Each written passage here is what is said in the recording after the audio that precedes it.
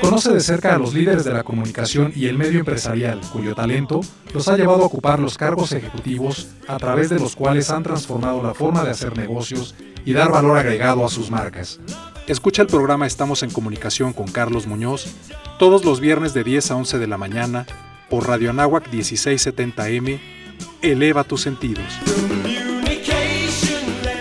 Esta tarde me encuentro en un lugar, sin lugar a dudas, lleno de historia. Es ni más ni menos que la casa del gran arquitecto Pedro Ramírez Vázquez, un personaje totalmente icónico y referente precisamente de la arquitectura en nuestro país. Y me encuentro acompañado, me hace el favor y la distinción de haber aceptado la invitación para participar en esta conversación, su hijo, el también arquitecto Javier Ramírez, a quien agradezco la oportunidad de estar en la que era casa de tus papás, Javier, ni más ni menos. Un lugar lleno de historia, y que le comentaba a Cari antes de comenzar a grabar, Javier, que no solamente es la historia, sino los olores que guarda, que sigue preservando al libro, a literatura, a las pinturas, al arte que se encierra en esta magnífica casa, en esta magnífica residencia. Todo lo que hay aquí pues es el testimonio de una vida, en muchos ámbitos. No circunscribo a mi padre en el ámbito únicamente de la arquitectura, pues si bien su formación profesional fue como tal, su orientación, el común denominador, se identificó con la expresión, con la acción en el campo humanista, sí, de una identidad profundamente mexicana, siempre actuando de acuerdo a las necesidades del país y en lo internacional en cuanto a los intereses que cada proyecto localmente demandaba, pero enfocándonos en México, él inicia su vida profesional en el Comité Administrador del Programa Federal de Construcción de Escuelas, cuando se funda en la primera gestión de don Jaime Torres Bodet. Y si bien se conoce la solución del aula rural prefabricada, lo que es interesante, lo que se debe conocer, son los factores que determinan un proyecto. Un país en esa época, con tanta necesidad de espacios escolares, con tanta necesidad de maestros y con tanta necesidad de saber, don Jaime Torres Bodet tiene la idea de hacer un programa de capacitación de maestros, de espacios escolares y una gran campaña de alfabetización. Esto fue en su primera gestión y se funda el Comité Administrador del Programa Federal de Construcción de Escuelas. El famoso CAPSE. Al famoso CAPSE, y de ahí pues el construir los espacios para escuelas. La mayoría eran espacios que no cumplían con las condiciones óptimas para la enseñanza. Entonces, lo puedo imaginar.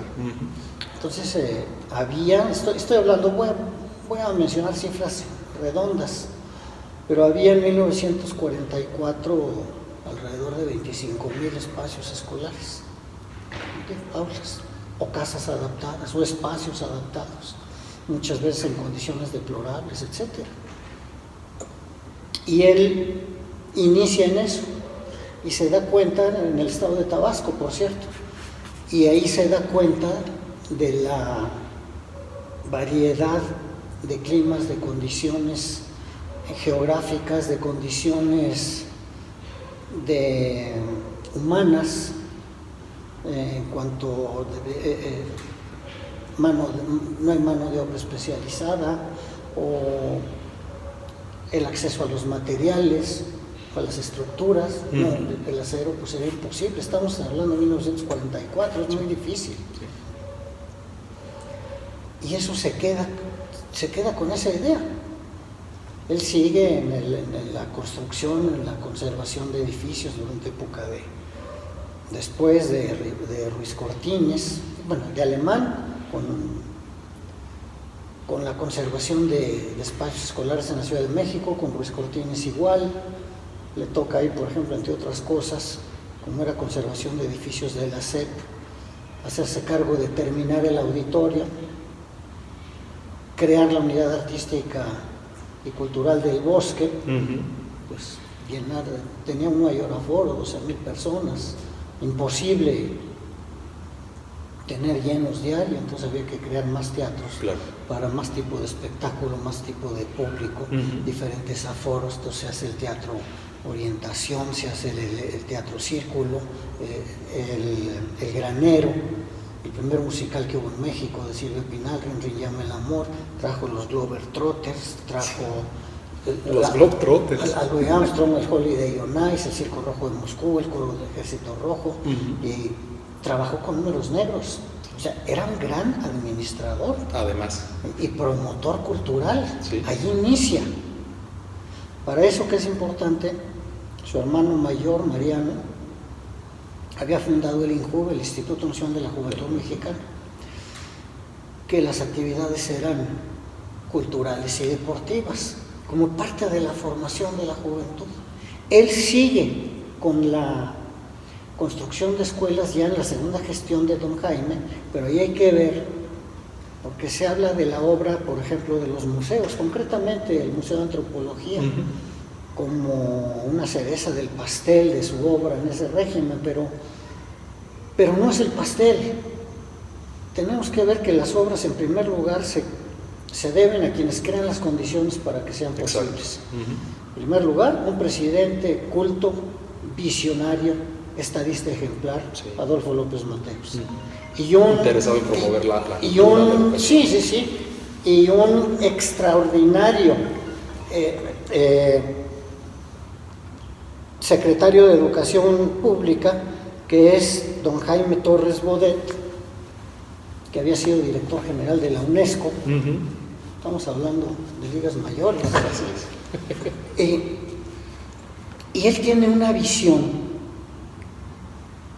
en esta segunda etapa, en esta segunda gestión como secretario de Educación, de complementar lo que él había deseado en su primera gestión, de la capacitación de los maestros, el espacio de escuelas y la campaña de alfabetización, hacerlo en forma masiva. Sí. Entonces, y Pedro Ramírez Vázquez, con todos estos años de experiencia, que estamos hablando de 2 sexenios más de Ruiz Cortines y López Mateos, Ruiz Cortines y Alemán, ya conoce muy bien, capta las necesidades perfectamente de la necesidad del tipo de escuela. ¿Cuál es? Para esta geografía tan variada de nuestro país, para esta variedad de materiales, de condiciones geográficas, de mano de obra, pues una solución que se adapte a todo el territorio nacional. Entonces ya tiene perfectamente la idea del aula rural prefabricada. El gobierno entregaba el aula desarmada, con elementos que se pudieran cargar o entre 2 personas, o en burro, o en cayuco, y con un manual de, digamos, hoy los niños es el Lego, ¿no? Pero en mis tiempos era el Mecano. Entonces, y lo armaban a manera de Mecano, con mano de obra que no está capacitada, que no sabe leer en muchos casos, pero que entiende el instructivo. Y en ese sexenio se construyen, números redondos, 30,000 escuelas, que son más de las que existían en todo el país hasta ese momento. 30,000 escuelas. Sí. Amén. Todas bajo la batuta del arquitecto. Sí, todas bajo su batuta. Se construyen o se adaptan unidades de esta solución en 38 normales superiores, se crean 14 centros de capacitación para el trabajo industrial, Entre las normales está la Escuela Nacional de Educación Física, la Escuela Normal para Maestras de Jardines de Niños, la de Ciudad Guzmán, que es extraordinaria,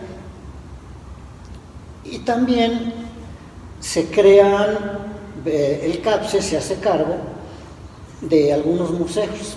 El primero fue en 1960 con motivo de los 150 años de la independencia y 50 de la revolución del caracol, que lo concibe Torres Bodet como algo didáctico dirigido a niños, porque en el Museo de Artes Industriales, hoy Museo de la Moda en París, siendo él secretario de la UNESCO, ve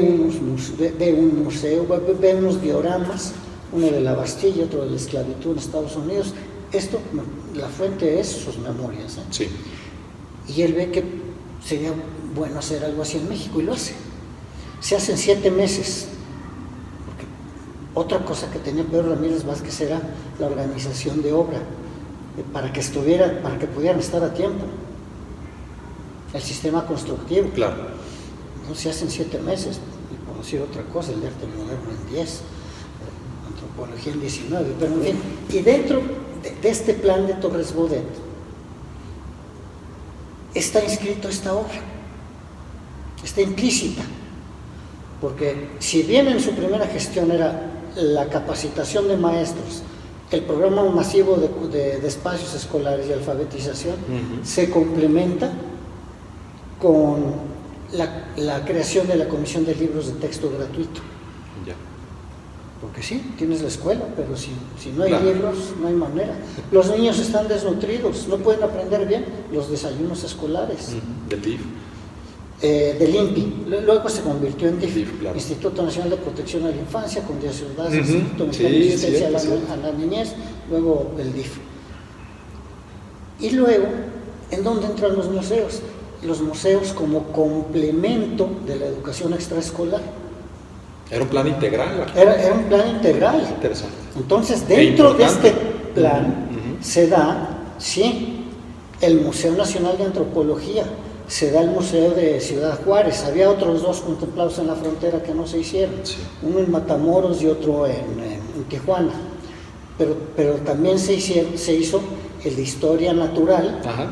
el de el Virreinato en Tepozotlán, que además se arregló el pueblo, el Caracol que ya mencionamos, y el licenciado López Mateos quiso, el de la Ciudad de México, habilitando la casa de los condes de Santiago Calimaya, y el Museo de Arte Moderno, que este museo no había porque no había colección del Estado, y no había colección porque no había dónde ponerla. Entonces había que romper el círculo vicioso y se crea ese museo. Entonces, los museos pasan a ser una parte integral de todo esto. Luego ya que viene su capacidad de arquitecto, su capacidad de organización, Sí. y su capacidad como funcionario público. Y luego, ya conociendo esta capacidad de organización, el siguiente sexenio, como no tenía una responsabilidad en ningún cargo oficial, se dedica al diseño, pero con lo mismo, si es una silla, pues revivir la dignidad del equipal, o si es la cristalería, todo apoyado en conceptos de constantes culturales mexicanas. Y se dedica a mobiliario, a cristal, algo de diseño textil, a platería. Pero luego viene lo de la Olimpiada. Sí. Con esta capacidad de organización, si bien no son obras de su autoría, él sí fijó los criterios para que pudieran estar a tiempo las instalaciones. Por ejemplo, el Palacio de los Deportes del maestro Candela. Sí. Bueno, pues el maestro Candela, yo le pregunté, maestro, ¿y cómo concibió el Palacio de los Deportes? Y él me dijo, delante de mi padre, ¿te acuerdas, Pedro, que nos dieron un programa de necesidades aquí? Te dije, no da tiempo ni de leerlo, y tú me dijiste, quítate de problemas, Félix. Aquí lo que se necesita es un gran claro que se construya en poco tiempo y al mismo tiempo hagas lo de abajo, y todo eso ahí cabe. Vaya, esas 2 personas dando una solución. Y la alberca olímpica Qué igual. visionarios también, ¿no? Al mismo tiempo que haces lo de abajo, haces la cubierta. La cúpula. Son estructuras independientes y pudieron estar a tiempo. Eso ¿Cuánto tiempo les tomó? Los concursos fueron en agosto del 66. Sí. Y estuvieron listos las obras en un mes antes de las Olimpiadas, en septiembre del 68. O sea que de agosto del 66 a septiembre del 68, rapidito. Proyecto, obra, equipamiento y construcción, y listos para ser operados, porque una cosa es la construcción, sí, y aquí también se supo rodear de gente. Por ejemplo, por supuesto, de un arquitecto, Luis Martínez del Campo, que había estado en el Estadio Azteca y que le dijo: necesito que coordines todas las instalaciones, la construcción, el equipamiento, y además quiero que las operes. Esto fue en agosto de 66, tienes de aquí a septiembre del 68, tu margen de error es cero, y además tienes que capacitar a las personas que las van a operar. Nos luchamos, órale. Entonces tenía esta capacidad, y luego la conceptualización de los proyectos. El Estadio Azteca pues era... ¿Y cómo se hacía de su equipo de trabajo, güey? Él conceptualizaba muy bien. Sí. El Azteca, pues bueno, es la isóptica.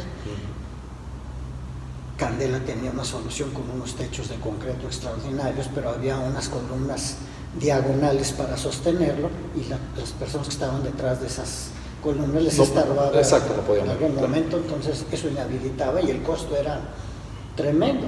Él propuso una solución con una cubierta que se pudiera construir simultáneamente con la operación del estadio, y entonces eso optimizaba él. No requería la construcción de las columnas. No, nada, era muy ligera. Sí, y se podía construir sin interrumpir el espectáculo, los partidos de fútbol, nada. Y el acceso directo al palco, ¿no? O sea, conceptualizaba todo eso. Aquí es muy importante mencionar no le quiero decir su mano derecha, su socio en todo lo de arquitectura, que fue el extraordinario arquitecto Rafael Mijares Alzárraga. Y luego había unos grandes equipos de colaboradores en el Museo de Antropología. Pues, podríamos mencionar a muchos. Cada sala tenía su responsable, su arquitecto, su museógrafo, su arqueólogo o etnógrafo según el caso. La dirección de la obra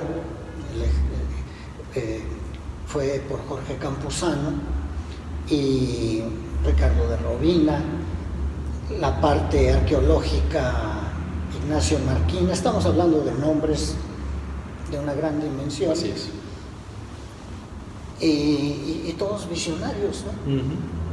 Luego ya acaba ese sexenio, México queda de una manera extraordinaria, cuando toda la parte de diseño se la trae a sus oficinas personales, porque cuando lo llaman presidente, cuando lo designan presidente del comité organizador, el presidente de Azordas, él le dice al presidente de Azordas: no es mi medio el deporte.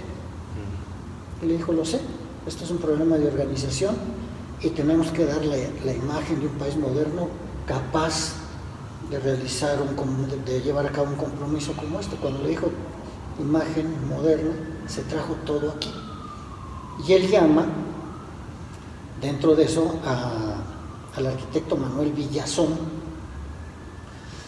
que fue director de diseño y exposiciones.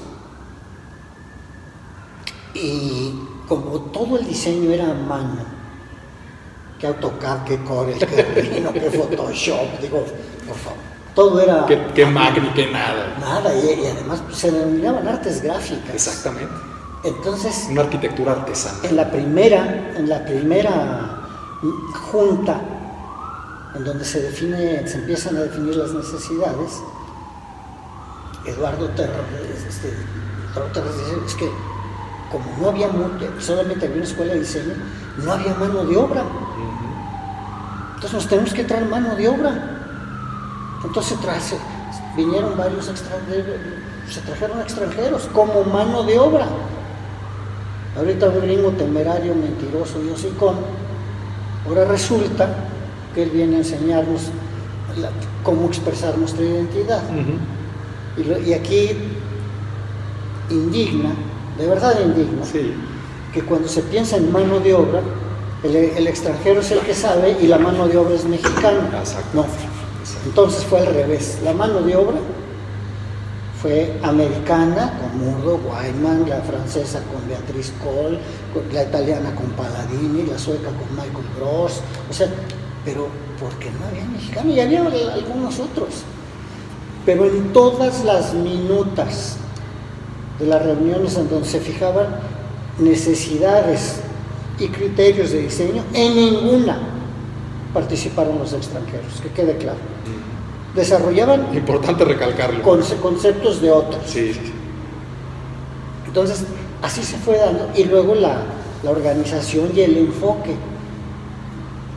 Y hay que ver que el diseño de la Olimpiada no es que sea bueno o no, es estupendo, pero es lo que representa. Sin duda. Porque pues, un diseño pues, como tal pues, puede ser muy bueno o malo.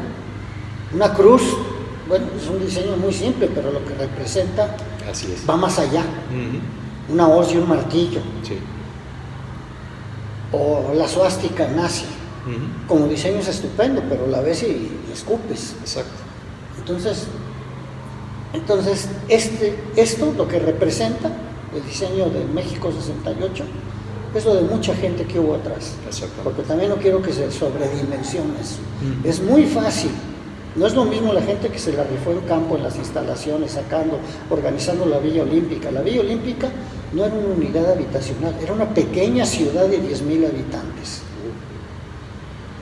Con infinidad de idiomas, infinidad de gastronomía, infinidad de costumbres, infinidad de necesidades en cada uno de los deportes, de servicios, de prensa, de todo. Había una clínica, había todos los servicios de una ciudad, su gobierno. Todos los servicios de una ciudad de 10,000 habitantes estaban allí. Entonces, organizar eso no es fácil. Claro. Entonces, todo lo que conlleva, porque la gente del departamento de diseño, pues muy a gusto, atrás de un respirador, pero no te lo tienes que rifar en campo. Claro, exacto. Que esté a tiempo el canal de Cuamanco, que ya no iban a venir porque pensaban que estábamos locos, que no iba a estar a tiempo. Y estuvo un año antes de lo que ellos suponían a tiempo. Decíamos que la eficiencia de los mexicanos era impactante en esa época. Se hablaba del milagro mexicano y lo era en la capacidad de organización y de ejecución. Entonces veamos que detrás de esa imagen está el trabajo de mucha gente muy valiosa, extraordinarios, para poder sacar este compromiso adelante. Luego ya en el sexenio de Echeverría, con esta capacidad de organización, bueno, trabajó con el profesor Hankel, coordinando obras del Estado de México, diseño urbano. También muchas escuelas en el Estado de México. No, coordinación de mejora de pueblos. De acuerdo. Y mucho de diseño urbano y de señalización. Que ahí siguen muchas cosas. Sí. El Paseo Toyocan, la habilitación del Paseo Toyocan. En fin, seguía siendo obra privada también. Ya en el sexenio Echeverría, con esta capacidad de organización, es rector fundador de la Universidad Metropolitana, que la Universidad Metropolitana es un papel, es un acta de notarial, que es un acta constitutiva, en donde le dicen, tú eres el rector, ¿dónde está la universidad? Pues aquí, en el papel. No hay instalaciones, no hay una ley orgánica, no hay nada. Hazle como puedas. Hazle como puedas. Y en un año 9 meses... Abusando de tu gran capacidad de organización, hazle como puedas. En un año 9 meses se crean 3 unidades con un sistema trimestral para que si te quieres cambiar de carrera no pierdas tanto. ¿Cuáles unidades fueron, Javier? Unidad Ixtapalapa, Xochimilco y Azcapotzalco. Con el tiempo él dejó establecida la necesidad de una en Coajimalpa. Exacto. Y ya tiempo después, muchos años después, se creó la unidad Lerma. Ajá. Pero era no los alumnos a la universidad, sino la universidad a las diferentes zonas, porque por ejemplo, la zona sur donde están los hospitales, ahí están la unidad de Xochimilco, pero con todas las carreras enfocadas a la salud mayormente. En Iztapalapa las ciencias sociales y en Azcapotzalco las ingenierías, sí, la mayoría, porque es donde están las fábricas, etcétera, y que luego buscaran chamba por allí, ¿no? Principalmente la unidad de Azcapotzalco, que está muy cerca de la Industrial Valle. Así es. Que, como bien menciona, está lleno de plantas y corporativos. Sí. Entonces, y luego se crea el sistema de créditos. Digo, a mí me tocó hoy en la Náhuac. Tú pasabas a o sea, te tenías que echar todas las materias. Sí. Y si por alguna razón, o en el caso de que alguien tuviera que trabajar o lo que sea, pues obviamente ibas a reprobar algunas. Sí. Y por eso fue la huelga universitaria de 1929 de los alumnos, porque hicieron obligatoria la asistencia y pues había los alumnos que trabajaban que no podían, etcétera, y luego resulta que porque no puedes no tienes derecho a examen, y fue tremendo, y de ahí se derivó la autonomía universitaria, sí, en el 29.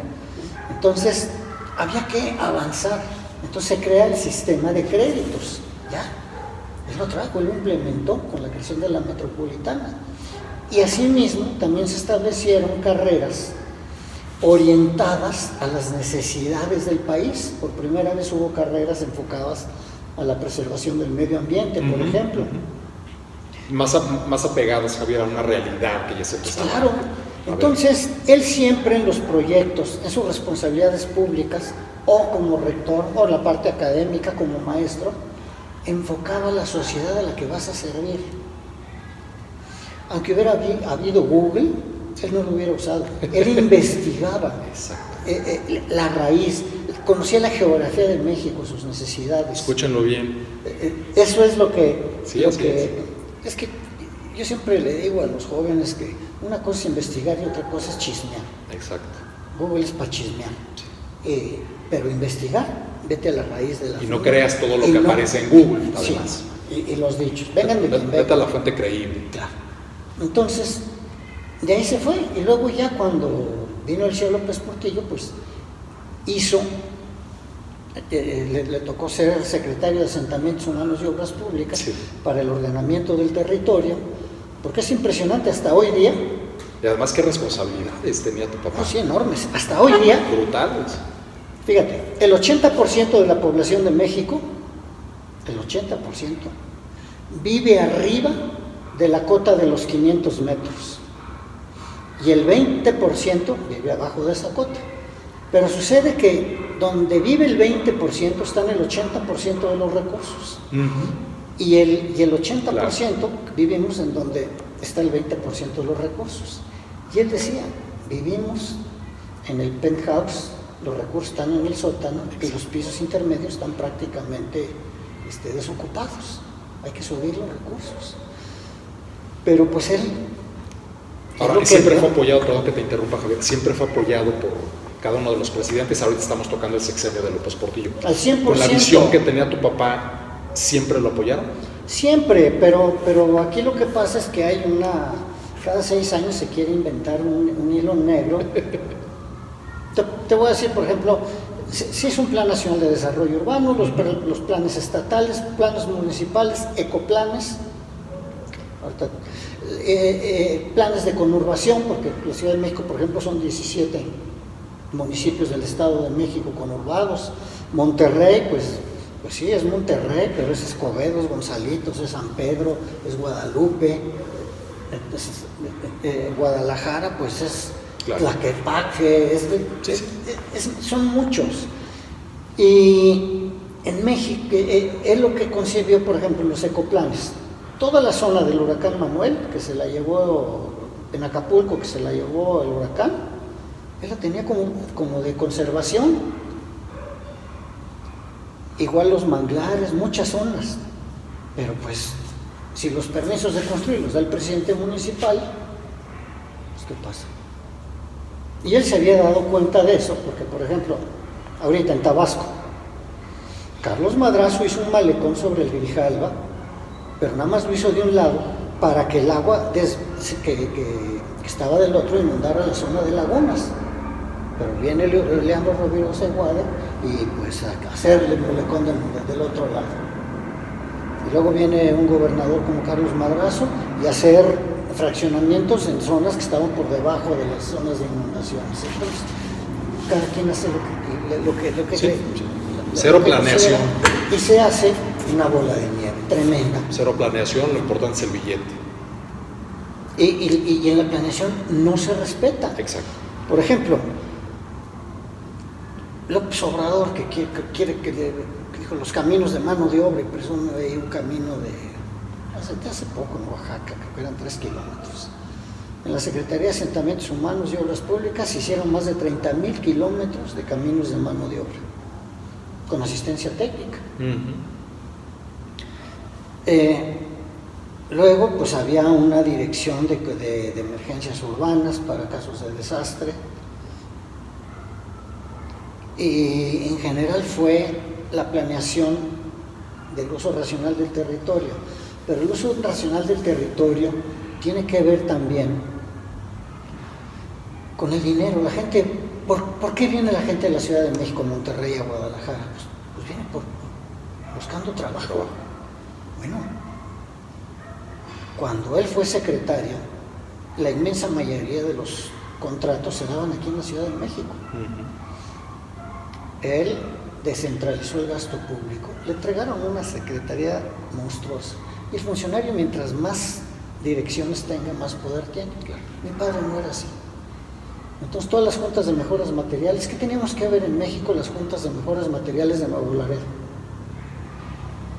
O de Nogales, o de Durango. O sea, todos esos recursos los descentralizó a los municipios. Ellos conocen sus necesidades, ¿no? Claro. Ya que lo hagan bien o lo hagan mal, pues es responsabilidad de ellos, pero hay que cortar el cordón umbilical y dar los recursos. Exactamente. Con dinero de entonces, pero el primer año nada más se contrataban localmente obras por ejemplo, por 2 millones a constructoras locales. El segundo año se subió, creo que a 5, el tercero a 15. La cosa es que el cuarto año ya se contrataba prácticamente, la inmensa mayoría de los contratos eran en provincia, para que allá se quede el dinero. Exacto. Había que sacar el dinero.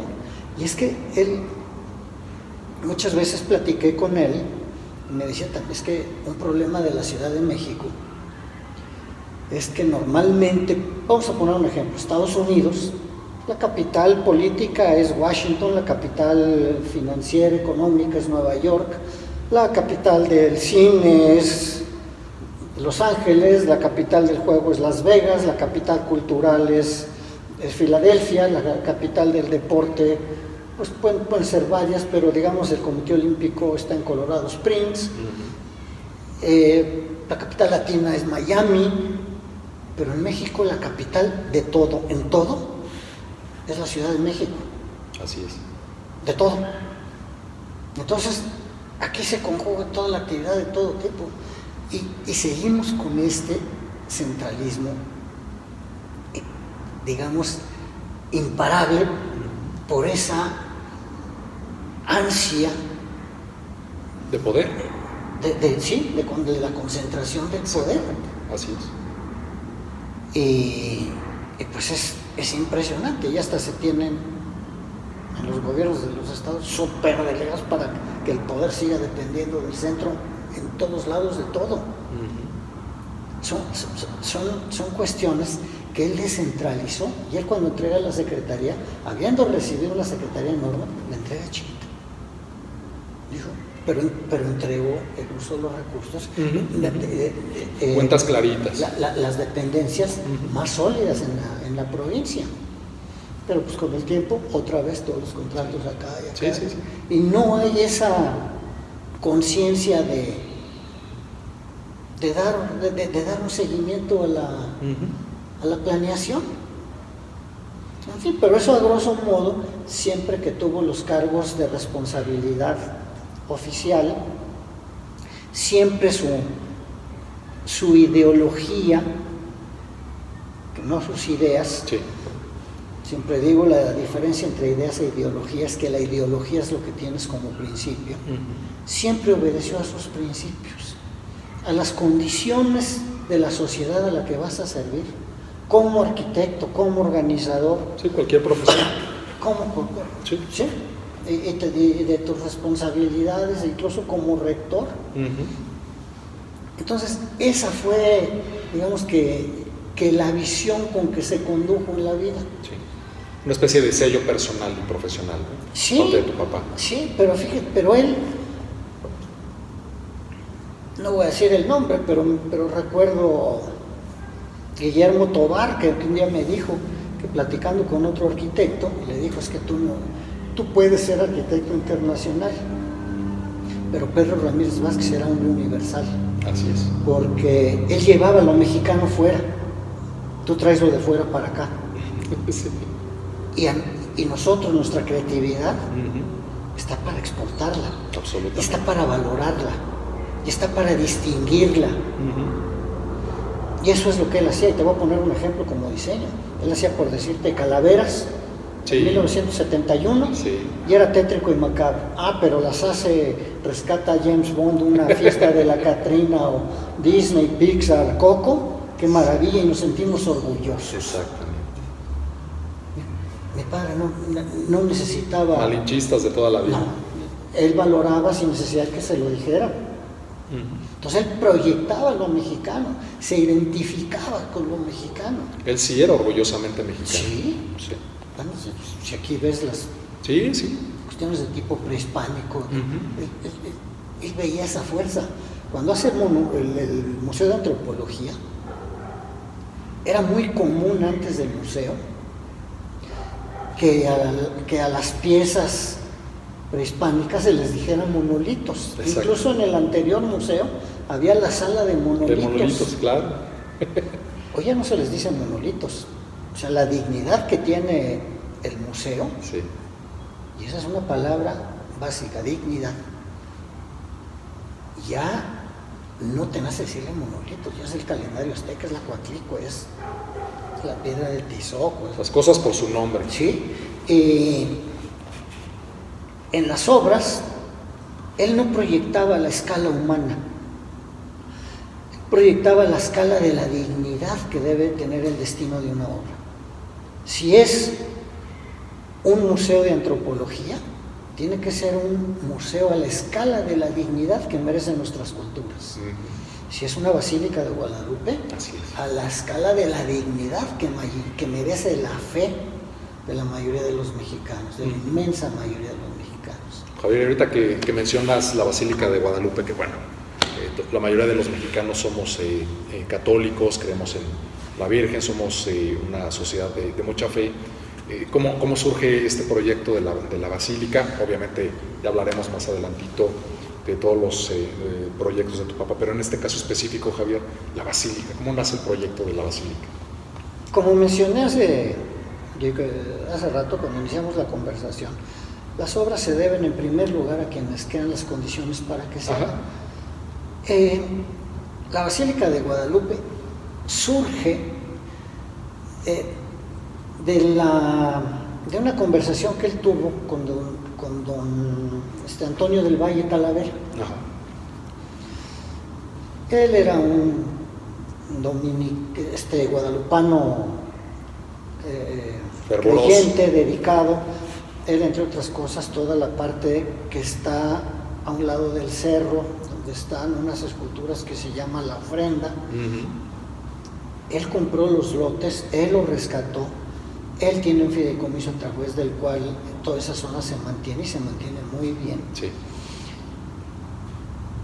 Y mi padre había visto un artículo, no recuerdo en qué periódico, de Manuel González Flores, Premio Nacional de Ingeniería, en que decía que la antigua basílica pues ya era materialmente insuficiente. Claro.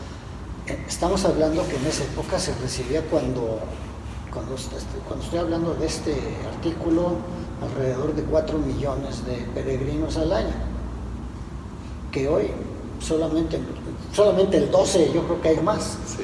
Pero bueno, y que era muy difícil solución por las condiciones del subsuelo. Entonces el entonces abad Guillermo Schulenburg le pide un proyecto a un buen amigo de mi padre, que es el arquitecto José Luis Benliuri, pero pues abajo no se puede, y él prescinde, rebana el cerro, quita el panteón, etcétera, y ahí plantea un proyecto extraordinario. Pero se dan varias circunstancias afortunadas, que está en proceso de cambiar la liturgia de la Iglesia con el Concilio Vaticano II. Yo todavía cuando hice la primera comunión, pues veías que llegaba un cura, te daba la espalda, te hablaba en latín, no le entendías nada, ya te querías ir, vaya, no sabías ni de qué estaba hablando, ¿de verdad? Sí, sí. Y entonces cambia la liturgia, que es una asamblea, habla de frente, habla en el idioma, entonces las condiciones para el oficio de la liturgia, de la misa, ya es diferente.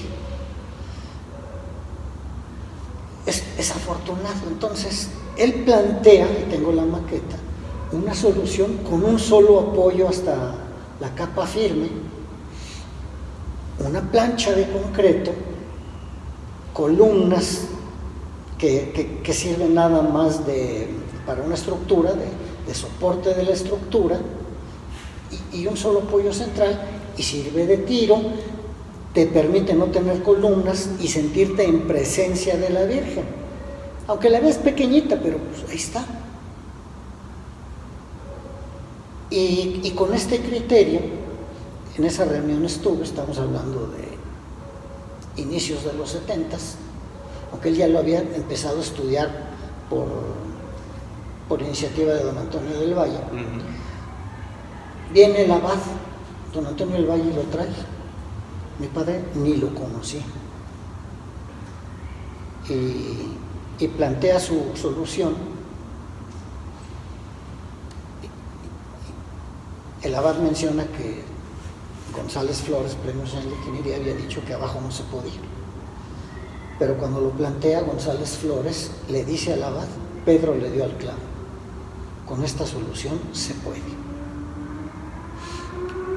Y como eran muy buenos amigos, José Luis Benliuri y Pedro Ramírez Vázquez, ya desarrollan este criterio. El arquitecto Benliuri también tenía, aunque presidiendo del cerro y todo, una solución similar en cuanto a la isóptica y en cuanto, de alguna manera, a la forma circular.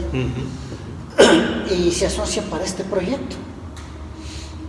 ¿Y tiene algún simbolismo, Javier, la forma precisamente arquitectónica de la basílica? Como consecuencia, bueno, se incorporó un gran arquitecto, Fray Gabriel Chávez de la Mora, sí, que además de ser arquitecto, pues es sacerdote y conoce muy bien la liturgia y las necesidades. Porque se podía decir, no es lo mismo una sacristía para 2, 3, 4 sacerdotes que van a, no sé, a concelebrar, que una en donde van a estar no sé cuántos obispos para 60. Las necesidades cambian. Y entonces Fray Gabriel Chávez de la Mora define muy bien todas estas necesidades y hicieron un equipo extraordinario. Para, por ejemplo, las bandas móviles para poder estar en presencia de la Virgen. Ajá. Abajo, y que no te quedes, sí, y que aun cuando no vayas a oír misa puedas estar en presencia de la imagen y no estorbar la celebración de la Eucaristía. Las pequeñas capillas en la parte de arriba, sí, si tú quieres una misa privada por, no sé, un aniversario, una misa de fin de año de una empresa, lo que sea, puede ser arriba, son 9 capillas. No interfieres con la celebración. No se interfiere, y hay muchas cosas atrio, que la gente no ve. Exacto. Por ejemplo, el órgano. El del órgano dijo, mi lugar, sé que no se puede, debe ser en medio y al centro para ver la celebración, pero yo sé que no se puede, pero quienes decimos se puede somos nosotros, tus necesidades. El órgano de la basílica está en medio del centro y nadie lo ve, porque está hacia abajo, el presbiterio está hacia arriba y él ve la ceremonia. Antes, pues el órgano está arriba, le está dando la espalda al altar, se tuerce el cuello, no sabe a qué horas entra la novia, lo que sea, y se complica. Aquí está enfrente. Y supongo que también se contempló el tema de la acústica. Claro, todo el plafón acústico de madera fue regalado por Canadá, la Iglesia Católica de Canadá, y muchísimas cosas fueron regaladas. Y por ahí donde está el órgano hay una puerta, digamos, semioculta, que es por donde cuando llega un presidente sin tener que pasar por afuera y llegan invitados especiales, toman su lugar y se van en una forma discreta y prudente. Pero todo eso fue en cuanto al simbolismo, se fue orientando a los valores tradicionales mexicanos. Hay una capilla abierta, como en todas las capillas de indios antes. Sí. Ahí fue donde Juan Pablo II dijo, México sabe gritar, entonces México sabe rezar, México siempre fiel. Entonces, muy interesante, pero es la capilla abierta. Tu papá obviamente conoció al Papa. Sí. Imperdible. Tanto le causó sorpresa, bueno, no sorpresa, tan buena impresión, que Juan Pablo II le pidió a mi padre diseñar la capilla de la Virgen de Guadalupe, que está viendo de frente, que está a la izquierda de la tumba de San Pedro. Sí.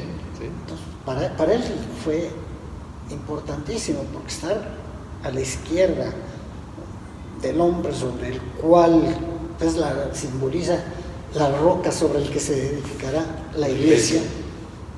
Entonces, importantísimo. Y eso fue una petición directa de Juan Pablo II. ¿Tu papá era un hombre de mucha fe? Sí, mucha. ¿Era creyente? Sí. Pero dentro de lo creyente era muy espiritual. Hay que saber distinguir, de pronto. Sí, no era de rezar el rosario, ni cosas así, de diario, ni nada, pero era un hombre de mucha fe, muy espiritual. Hizo diferentes templos, también, pero a raíz de la basílica. Y fue cercano, y de hecho, tocando ese tema, por ejemplo, cuando era una separación iglesia-estado, él organizó como presidente del Colegio de Arquitectos unas exposiciones de arquitectura religiosa, que las inauguró el arzobispo Miguel Darío Miranda. Y en 1968, cuando los Juegos Olímpicos de México, casi prácticamente nadie sabe, casi nadie, han sido los únicos Juegos Olímpicos en que ha participado la Santa Sede. Participó en el programa cultural, mandaron 2 mosaicos que regalaron a la catedral. Yo he ido a la catedral, no están ahí, no sé dónde están.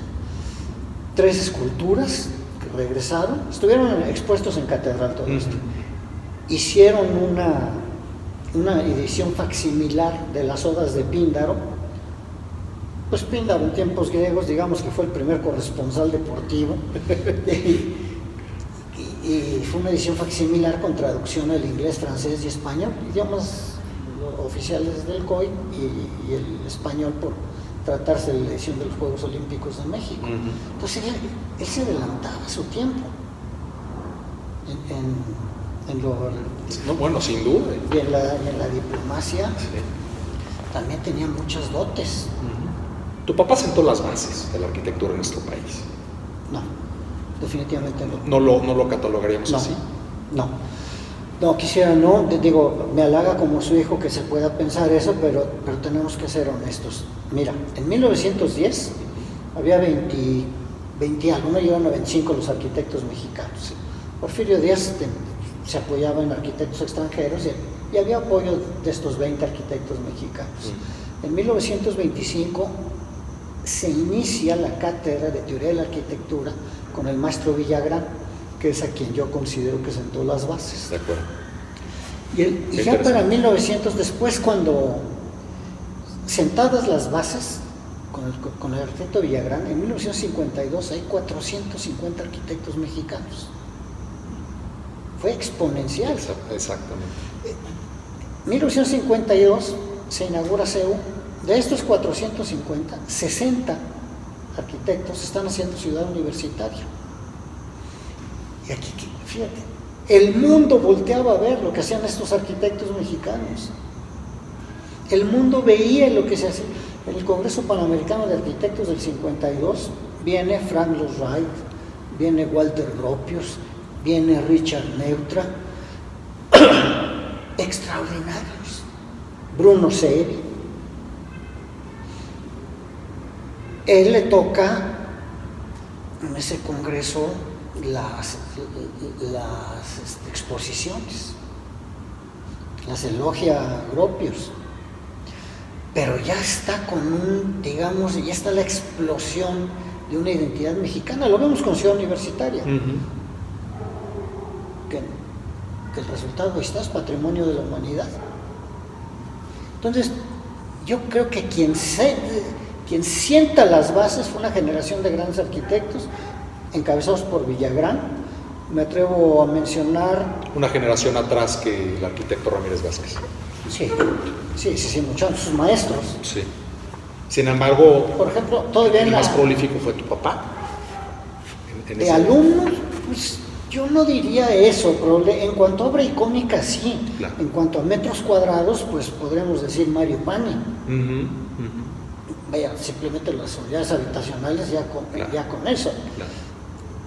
Las obras icónicas de mi padre son muy emblemáticas. ¿Qué tendría más valor, si se puede considerar o catalogar así, Javier? El ser reconocido o recordado como haber diseñado a través de la arquitectura estos monumentos, edificaciones icónicas o tan emblemáticas de nuestro país, o como lo que hizo el arquitecto Mario Pani. No los compararía. ¿No? El arquitecto Pani, pues tiene... Cada uno en su justa medida. Sí, tiene su gran dimensión. Sí. El arquitecto Pani, no soy nadie para calificar o juzgar, simplemente opino desde una perspectiva personal. Por supuesto. Pero el arquitecto Pani, las unidades habitacionales, que también hay que ver la visión de los gobiernos de entonces. Sí. Nos quejamos mucho del PRI, pero hay que ver ¿sí? lo que se hacía. Sí. Pero, por ejemplo, la unidad habitacional Miguel Alemán, por poner un ejemplo de Pani, es una unidad habitacional en que, así como mencioné que mi padre proyectaba la altura de la dignidad sí. que debe tener el destino de una obra, pues hombre, Pani, estas unidades están a la altura de la dignidad que debe tener la calidad de vida del mexicano. Tiene todos los servicios, ¿no? Que ahora se lo dejaron a los desarrolladores y esta pobre gente que vive en esas unidades tiene que gastar todo en transporte, espacios mínimos, material, los departamentos dudosa, más chicos, sí, claro. Que era para pareja, por solteros. En la unidad Miguel Alemán son de 43 metros cuadrados. Hoy ahí te meten una familia completa, los más chicos, los más grandes no recuerdo, sí. Pero bastante más grandes. Entonces, y en esos, pues había que la oficina, bueno, se usaba el correo, la panadería, la tortillería, la tintorería, todo lo tenían allí. Y se daba lo más importante, la convivencia. Porque todas estas generaciones tuvieron un gran maestro de urbanismo que se llamó José Luis Cuevas Pietrasanta, que pues hizo, por ejemplo, la colonia Hipódromo, las lomas de Chapultepec. que era José Luis Cuevas Pietrasanta. Y en sus inicios era un hipódromo de realmente se corrían carreras Hasta donde yo sé, en el óvalo de la Condesa. Hasta donde la calle de Ámsterdam, ¿no? Sí. Entonces, pues fue un gran urbanista. Claro. Entonces, creaban para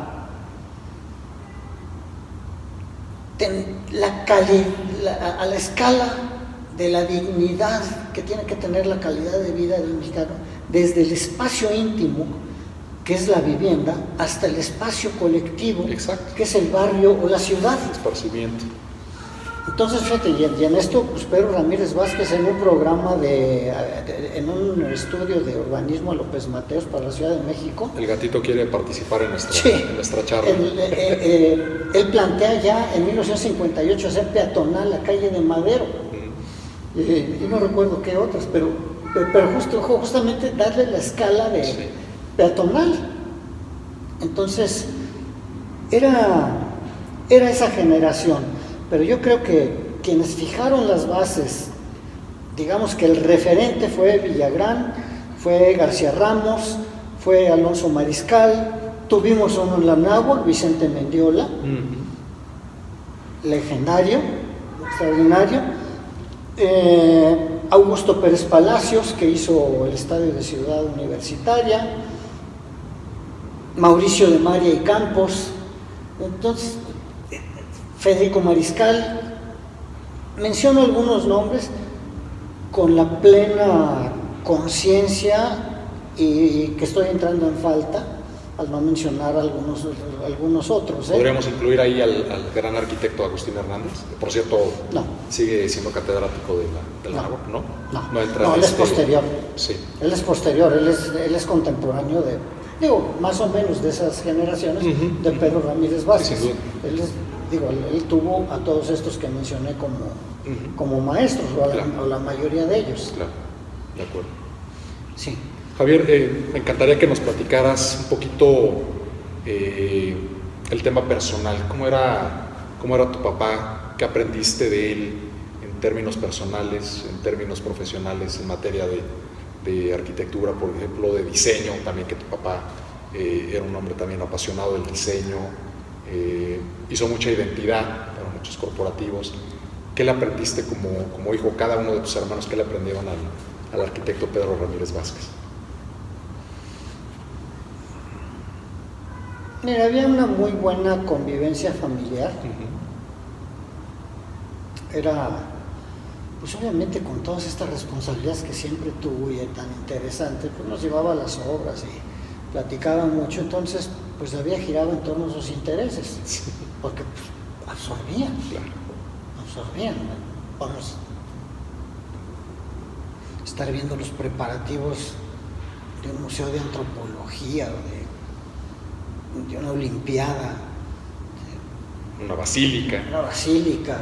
Es enriquecedor, qué bárbaro. Muy enriquecedor. Y luego una infancia, una adolescencia y una juventud fuera de sí. Los personajes alrededor de eso. A mí me tocó acompañarlo a diferentes viajes y convivir con Jacques Cousteau, Neil Armstrong, Henry Kissinger, el jeque Yamani. Pues, te da una visión del mundo que vives, de la sociedad. Totalmente. Y luego cuando ves reconocimientos a los enfoques que él tuvo, por ejemplo, el haber logrado que el Comité Olímpico Internacional declinara de su propia decisión de invitar a Sudáfrica, país más racista, sí, que era perverso, ya no racista por color, sino por los más mínimos derechos humanos, de hacer un lado a Sudáfrica, haber dicho en una entrevista en Nueva York en diciembre del 67 que si el Black Power se quisiera manifestar en México, que lo podían hacer, y luego pues ver el agradecimiento que Tommy Smith y John Carlos, que levantaron el puño, le tuvieron a él. Y entonces ves una estrecha relación de de amistad, de afecto, pues con el medio cultural, con el medio de la docencia, con el medio deportivo, con el medio político. Político me estoy refiriendo a personas como, perdón, pero lo tengo que decir, las generaciones actuales denostan al PRI, pero si hablamos de un José Ángel Ceniceros, de un Torres Bodet, de un Antonio Carrillo Flores, de un Jaime Torres Bodet, de un Alfonso García Robles, de estas personalidades ilustres, sí. Me estoy refiriendo cuando hablo de política a eso, sí, sí. Porque hay niveles, incluso de otros partidos, porque él era del PRI, pero por ejemplo yo no me imagino cómo se ha perdido esto de veras. Él era muy amigo de Berto Castillo. Yo no me imagino a Berto Castillo dejando la izquierda, o a Lombardo Toledano, o Valentín Campos, tampoco me imagino a Efraín González Morfín, o a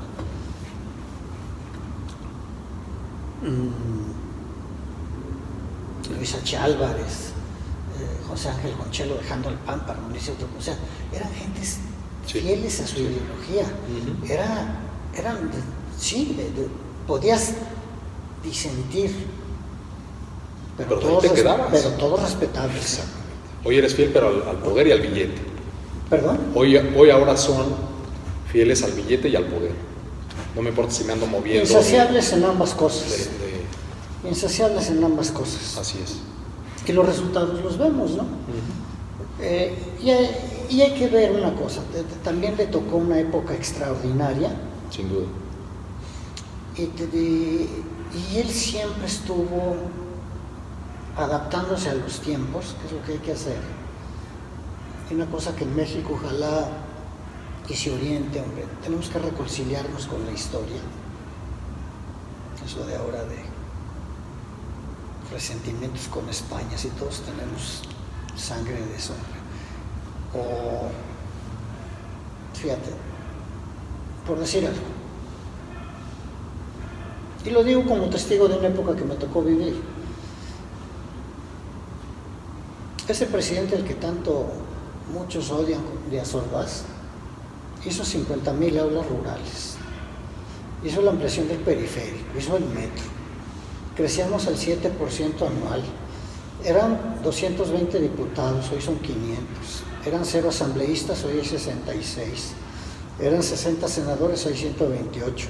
Los que están de más no son gratis. Así es. Y no sé qué tanto hayan hecho para que este sea un país mejor, eso lo dejo a cada quien. Ese presidente al que tanto odian es el que hizo obligatorio el pago del aguinaldo. Pero muchas veces el odio viene de una ignorancia. Sí, hizo obligatorio el pago del aguinaldo y es el que le dio el voto a los jóvenes, que son los que menos lo quieren, a los 18 años. Entonces tenemos que reconciliarnos y sí, no es justificable los errores, claro, etcétera, claro. Pero tenemos que reconciliarnos con la historia y ver lo bueno de cada época, evitar lo malo, pero de todo se aprende, de todo se aprende. Entonces, Pedro Ramírez Vázquez era un hombre que se adaptaba a su tiempo. Por eso el lema de la Universidad Autónoma Metropolitana, casa abierta al tiempo, es la casa abierta al tiempo. Abierto al conocimiento, abierto a la experiencia, abierto a la aplicación de las soluciones que se van dando. ¿El lema también lo diseñó tu papá? El lema lo platicó, lo platicó con Miguel León Portilla. Nada más. Porque él, eran amigos, y León Portilla era un investigador del pensamiento antiguo mexicano, y con el padre Garibay él escogió las frases de pensamiento prehispánico que están en los muros del Museo de Antropología. Sí. Entonces, con ese antecedente él platico, porque pues la enseñanza desde el Huehuetlatoli, los principios del diseño, que eran más de valores, comenzaron a platicar y León Portilla dijo, no, es que usted quiere algo abierto al tiempo, eso es. Entonces la casa abierta al tiempo, y él se lo dijo en náhuatl, no recuerdo cómo se dice. Entonces la casa abierta al tiempo. Cuando no lo definía él sabía con quién consultar, con quién platicar, con quién... Bueno, pues todos los contactos los tenía tu señor padre. ¿No? Ahora sí que Dios los hace y ellos se juntan. Así es. Entonces siempre él decía que nada en la vida se logra solo. Entonces fue un gran equipo de colaboradores en diferentes especialidades para cada una de las responsabilidades. Hace unos días cumplió años el Instituto Nacional de Pediatría, que ya le dieron en la torre, pero en muchos de los edificios, pero sigue vigente el hospital. Entonces, y ahí se asesoraba, pues obviamente, pues, con médicos de primera, no se asesoró de ningún sistema extranjero. Esta fue una emisión más del programa Estamos en Comunicación con Carlos Muñoz. Carlos Muñoz, un programa con mensaje transmitiendo desde Radio Anáhuac 1670M, Eleva tus sentidos.